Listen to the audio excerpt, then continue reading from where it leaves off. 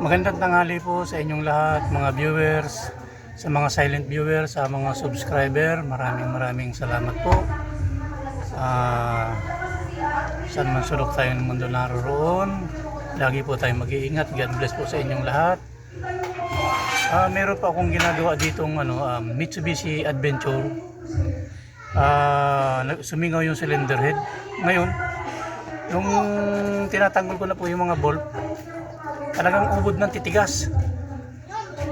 Kasi ang sabi ng may-ari, kaya niya pa, hindi naman nag-overheat, pero nagbabawas ng tubig.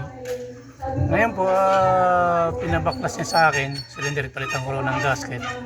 Kaya lang ito po ang nangyayari ngayon. Kahit kahapon ko pa ito ginagawa. Yung pong mga tornilyo ay puro carbon.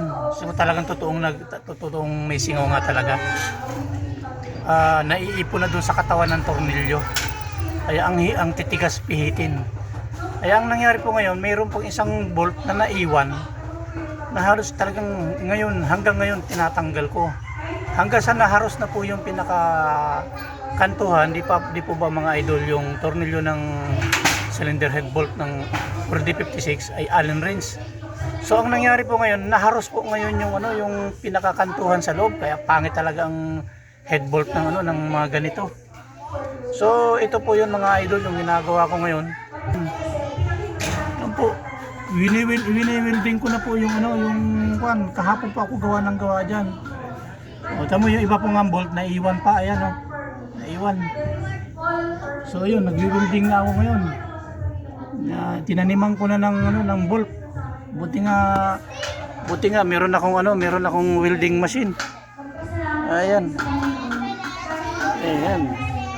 Kahapon pa ako kuting-tingnan. Talagang katakot-takot na pagtatanim ng ginagawa ko. Grabe, napakatikas ho talaga. Yung mga extra Allen wrench ko na wala na, nagkanda putol na. Kahit original, wala. Talagang hindi kaya.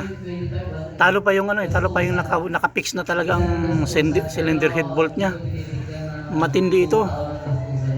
Kaya titingnan ko kung uubra itong ginagawa ko ngayon, dahil pag wala ho, grinderin ko na lang ho yung pinakaulo, papantayin ko na yung ganito. Grinderin ko na yan. Tatanggalin ko na yung pinakaulo niya. Kunin ko na lang yung head.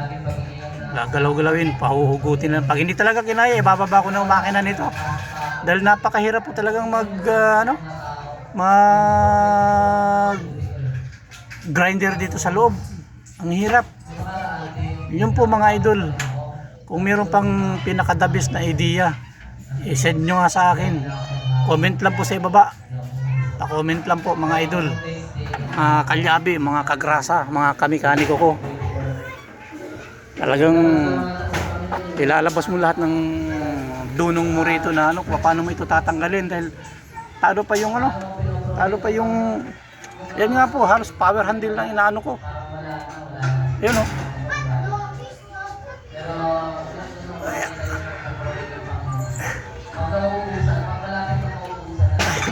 tigas ho talaga. Grabe ito, hindi matanggal. Diyos ko po, talaga namang magandang gawin dito. Napakahirap po talaga, napakatigas. Yun lang po mga idol. Natawag dito, short clip lang muna. Yan naman doon sa mga pagkakabit nito, pagtatiming ay napaka-basic na naman po. Nandun na po sa mga dati kong vlogs. Meron po akong ganyang paano mag-timing, magkabit ng timing belt. Meron na po doon. Tsaka hindi lang ako nag-upload ng mga ganyan. Marami pang mas magaling na mekaniko kaysa sa akin. Grabe lang ito. Matindi itong nangyayari sa akin ngayon dito. Pahirap. Grabe. Yan lang po mga idol, at maraming salamat po sa inyong lahat. Lagi po tayong mag-iingat.